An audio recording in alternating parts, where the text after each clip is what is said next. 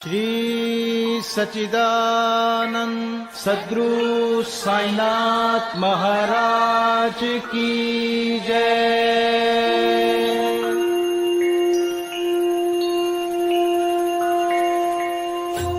आदरणीय साईं भक्तों, आप सभी को हृदय की गहराइयों से सादर प्रणाम। साईं ज्ञान गंगा के सभी एपिसोड्स को पसंद करने के लिए आपका दिल से आभार। आशा करते हैं कि साईं ज्ञान गंगा का ये नया वीडियो भी आपको अवश्य पसंद आएगा। पसंद आने पर आप इसे लाइक व शेयर जरूर करें, और यदि आपने अभी तक हमारे चैनल को सब्सक्राइब नहीं किया है तो प्लीज अभी सब्सक्राइब कीजिएगा। ईश्वरीय अवतार का ध्येय साधु जनों का परित्राण और दुष्टों का संहार करना होता है, परंतु संतों का कार्य तो सर्वथा भिन्न ही होता है। संतों के लिए साधु और दुष्ट प्राय एक ही समान होते हैं। यथार्थ में उन्हें दुष्कर्म करने वालों की प्रथम चिंता होती है और वे उन्हें उचित पथ पर लगा देते हैं। वे भव सागर के कष्टों को सोखने के लिए अगस्त्य के सदृश हैं और अज्ञान तथा अंधकार का नाश करने के लिए सूर्य के समान हैं। संतों के हृदय में भगवान वासुदेव निवास करते हैं, वे उनसे पृथक नहीं हैं। श्री साईं भी उसी कोटि में हैं, जो कि भक्तों के कल्याण के निमित्त ही अवतीर्ण हुए थे। वे ज्ञान ज्योति स्वरूप थे और उनकी दिव्य प्रभा अपूर्व थी। उन्हें समस्त प्राणियों से समान प्रेम था। वे निष्काम तथा नित्य मुक्त थे। उनकी दृष्टि में शत्रु, मित्र, राजा और भिक्षुक सब एक समान थे। भक्तों के लिए उन्होंने अपना दिव्य गुण समूह पूर्णतः प्रयोग किया और सदैव उनकी सहायता के लिए तत्पर रहे। उनकी इच्छा के बिना कोई भक्त उनके पास पहुंच ही नहीं सकता था। यदि उनके शुभ कर्म उदित नहीं हुए हैं तो उन्हें बाबा की स्मृति भी कभी नहीं आई और ना ही उनकी लीलाएं उनके कानों तक पहुंच सकी। तब फिर बाबा के दर्शनों का विचार भी उन्हें कैसे आ सकता था। अनेक व्यक्तियों की श्री साईं बाबा के दर्शन की इच्छा होते हुए भी उन्हें बाबा के महासमाधि लेने तक कोई योग प्राप्त नहीं हो सका। अतः ऐसे व्यक्ति जो दर्शन लाभ से वंचित रहे हैं, यदि वे श्रद्धा पूर्वक साईं लीलाओं का श्रवण करेंगे तो उनकी साईं दर्शन की इच्छा बहुत कुछ सीमा तक तृप्त हो जाएगी। जिस पर साईं की कृपा होती है वो साईं इच्छा अनुसार शिरडी पहुंच बाबा के दर्शन कर आनंद प्राप्त करता है, और साईं इच्छा ना होने पर वहां पहुंचकर भी वो ज्यादा समय तक वहां ठहर ही नहीं सकता। साईं की सब देन यह साईं मैं संसार, साईं आज्ञा मानी सब करो उचित व्यवहार, करो उचित व्यवहार। ओम साईं श्री साईं जय जय साईं, ओम साईं श्री साईं जय जय साईं, ओम साईं श्री साईं जय जय साईं, ओम साईं श्री साईं जय जय साईं, ओम साईं श्री साईं जय जय साईं, ओम साईं श्री साईं जय जय साईं। एक समय काका महाजनी मुंबई से शिरडी पहुंचे। उनका विचार एक सप्ताह ठहरने और गोकुल अष्टमी उत्सव में सम्मिलित होने का था। दर्शन करने के बाद बाबा ने उनसे पूछा, तुम कब वापस जाओगे?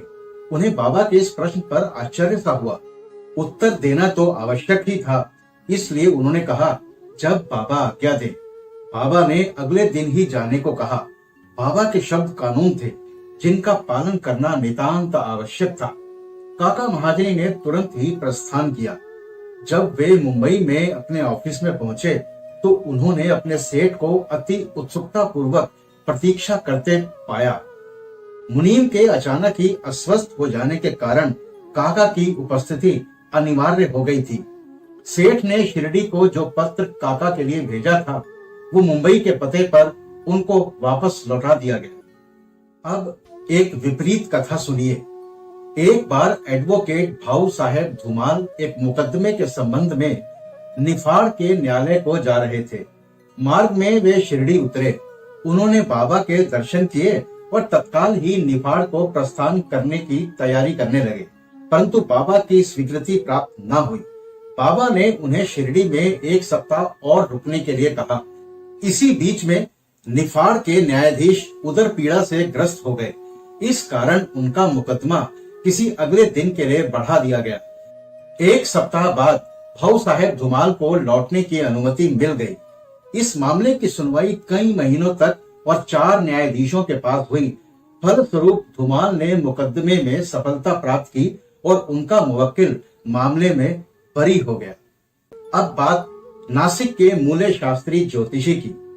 नासिक के कर्मनिष्ठ अग्निहोत्र ब्राह्मण थे मूले शास्त्री। इन्होंने 6 शास्त्रों का अध्ययन किया था और ज्योतिष तथा सामुद्रिक शास्त्र में भी वे पारंगत थे। वे एक बार नागपुर के प्रसिद्ध करोड़पति श्री बापू साहेब बूटी से भेंट करने के बाद अन्य सज्जनों के साथ बाबा के दर्शन करने द्वारका माई में गए। हस्तरेखा विशारद होने के नाते मूले शास्त्री ने बाबा के हाथ का परीक्षण करने की प्रार्थना की, परंतु बाबा ने उनकी प्रार्थना पर कोई ध्यान न देकर उन्हें 4 केले देकर हाथ दिखाने की बात टाल दी। इसके बाद सब लोग वाड़े को लौट आए। अब मूले शास्त्री ने स्नान किया और पवित्र वस्त्र धारण कर अग्निहोत्री आदि में जुट गया। बाबा भी अपने नियमानुसार लेंडी बाग को रवाना हो गए।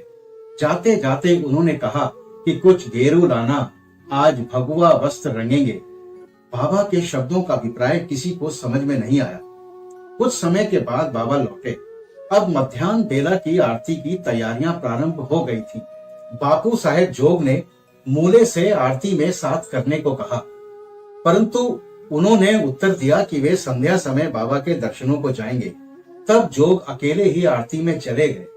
बाबा के आसन ग्रहण करते ही भक्त लोगों ने उनकी पूजा की।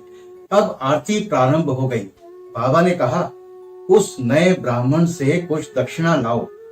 बूटी स्वयं दक्षिणा लेने को गए और उन्होंने बाबा का संदेश मूले शास्त्री को सुनाया। वे बुरी तरह से घबरा गए। वे सोचने लगे कि मैं तो एक अग्निहोत्र ब्राह्मण हूँ, फिर मुझे दक्षिणा देना क्या उचित है। माना कि बाबा महान संत हैं, परंतु मैं तो उनका शिष्य नहीं हूँ। फिर भी उन्होंने सोचा कि जब बाबा सरीखे महान संत दक्षिणा मांग रहे हैं और बूटी सरीखे एक करोड़पति दक्षिणा लेने को आए हैं, तो वे अवहेलना कैसे कर सकते हैं। इसलिए वे अपने कार्य को अधूरा ही छोड़कर तुरंत बूटी के साथ द्वारका माई को गए। वे अपने को शुद्ध और पवित्र तथा मस्जिद को अपवित्र जानकर कुछ अंतर से खड़े हो गए और दूर से ही हाथ जोड़कर उन्होंने बाबा के ऊपर पुष्प फेंके। एकाएक उन्होंने देखा कि बाबा के आसन पर उनके कैलाशवासी गुरु गोपाल स्वामी विराजमान हैं। अपने गुरु को वहां देखकर उन्हें महान आश्चर्य हुआ। कहीं ये स्वप्न तो नहीं है। फिर मूले शास्त्री स्वतः ही बोले, नहीं नहीं, ये स्वप्न नहीं है, मैं पूर्ण जागृत हूँ। परंतु जागृत होते हुए भी मेरे गुरु महाराज यहाँ कैसे आ पहुंचे। फिर सब संदेह दूर करके वे आगे बढ़े और गुरु के चरणों पर गिर हाथ जोड़कर स्तुति करने लगे। दूसरे भक्त तो बाबा की आरती गा रहे थे, परंतु मूले शास्त्री अपने गुरु के नाम की ही गर्जना कर रहे थे। फिर सब जाति पाति का अहंकार तथा पवित्रता और अपवित्रता की कल्पना त्याग कर वे गुरु के श्री चरणों पर पुनः गिर पड़े। उन्होंने आंखें मूंद ली, परंतु खड़े होकर जब उन्होंने आंखें खोली तो बाबा को दक्षिणा मांगते हुए देखा। बाबा का आनंद स्वरूप और उनकी अनिर्वचनीय शक्ति देख मूले शास्त्री आत्मविस्मृत हो गए। उनके हर्ष का पारावार न रहा। उनकी आंखें अश्रुपूरित होते हुए प्रसन्नता से नाच रही थी। उन्होंने बाबा को पुनः नमस्कार किया और दक्षिणा दी। मूले शास्त्री कहने लगे, मेरे सब संशय दूर हो गए। आज मुझे अपने गुरु के दर्शन हुए। बाबा की ये अद्भुत लीला देखकर सब भक्त और मूले शास्त्री द्रवित हो गए। गेरू लाओ, आज भगवा वस्त्र रंगेंगे। बाबा के इन शब्दों का अर्थ अब सबकी समझ में आ गया। एक समय एक मामलतदार अपने एक डॉक्टर मित्र के साथ शिरडी पधारे।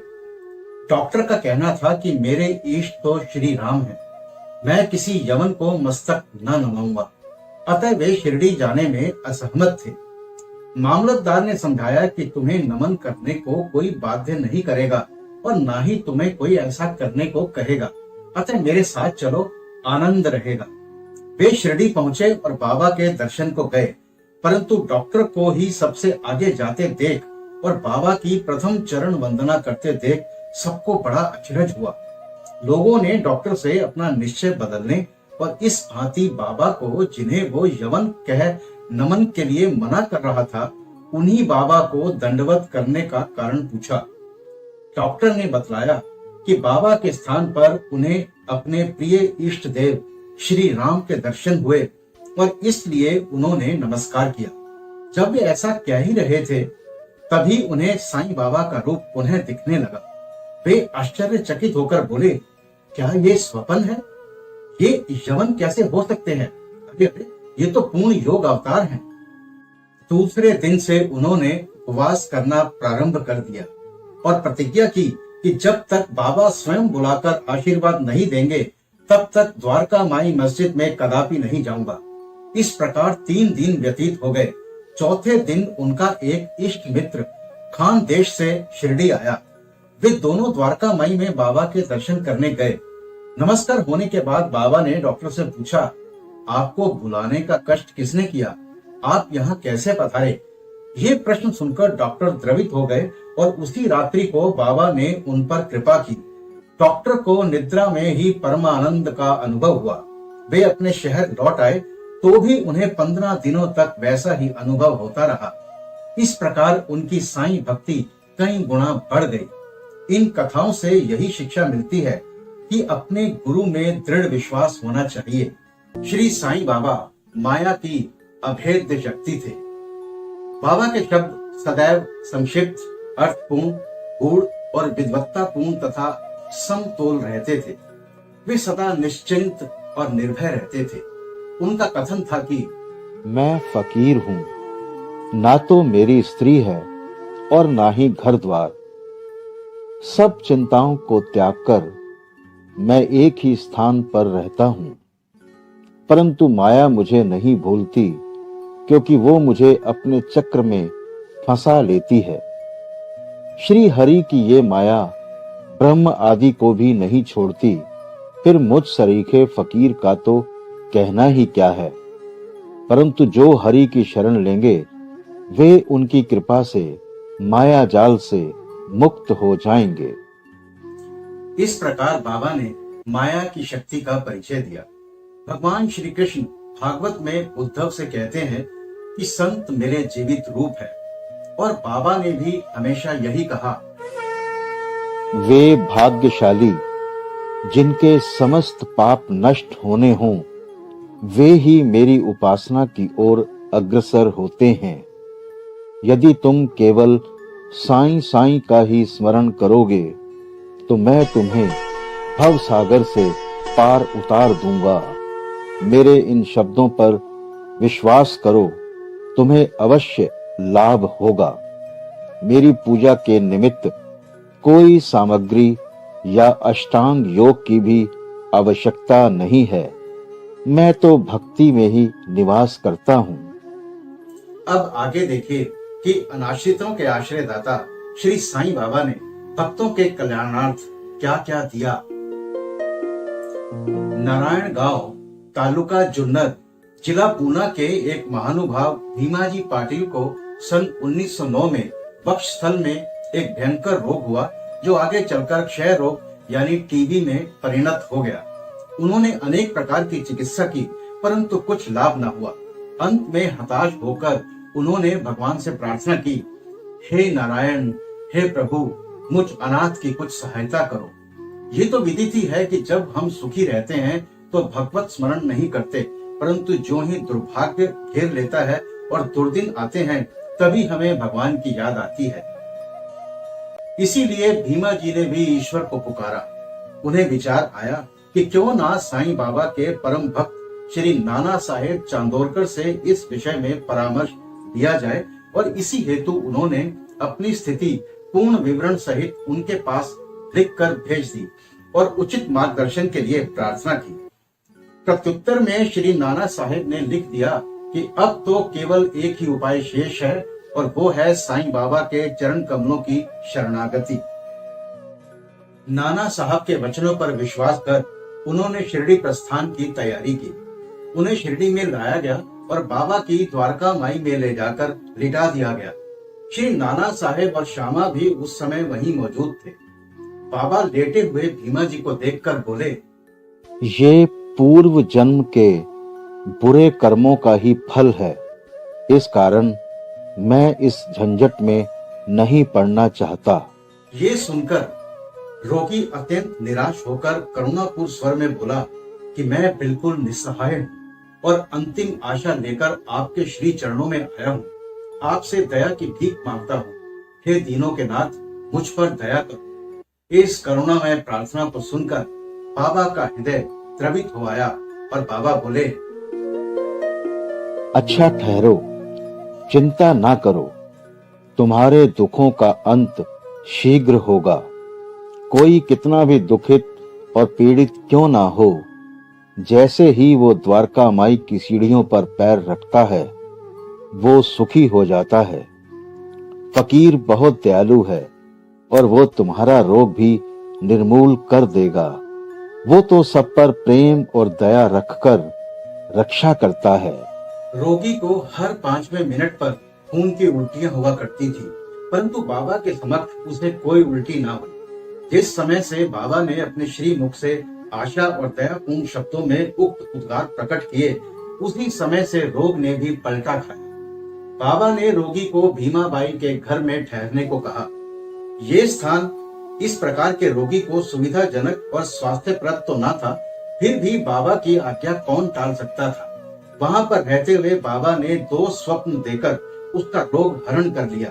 पहले स्वप्न में रोगी ने देखा कि वो एक विद्यार्थी है और शिक्षक के सामने कविता मुखार्ग ना कर सकने के दंड स्वरूप पैंतों की मार से असहनीय कष्ट भोग रहा है।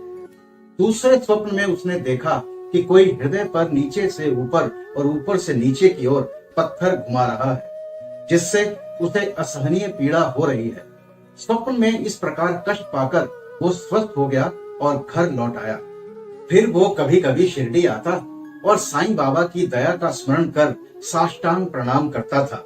बाबा अपने भक्तों से किसी वस्तु की आशा न रखते थे। वे तो केवल स्मरण, दृढ़ निष्ठा और भक्ति के भूखे थे। एक दूसरे भक्त जिनका नाम बाला गणपत दर्जी था, एक समय जीर्ण स्वर से पीड़ित हुए। उन्होंने सब प्रकार की दवाइयां और काढ़े लिए, परंतु इनसे कोई लाभ न हुआ।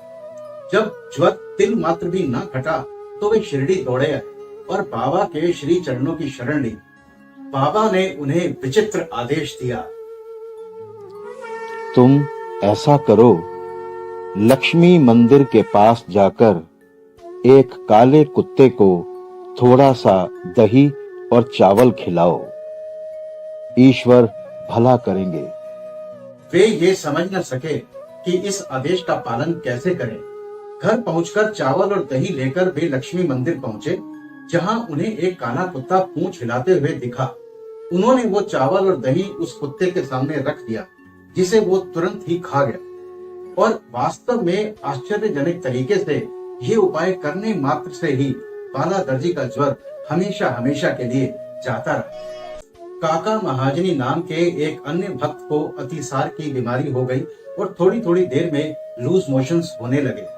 बाबा की सेवा का क्रम कहीं टूट ना जाए, इस कारण वे एक लोटा पानी भरकर द्वारका माई के एक कोने में रख देते थे, ताकि शंका होने पर शीघ्र ही बाहर जा सकें। श्री साईं बाबा को तो सब विदित ही था।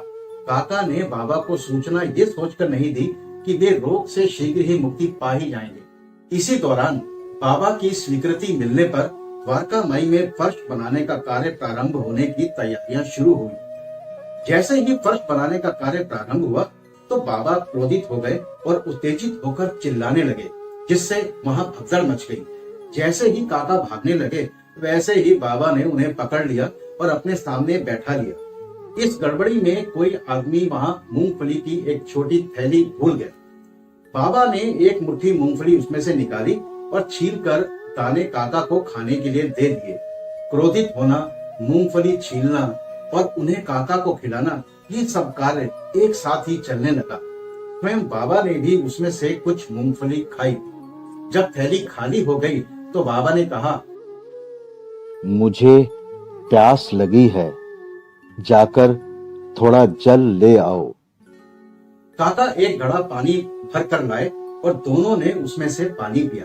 फिर बाबा बोले, अब तुम्हारा अतिसार रोग दूर हो गया।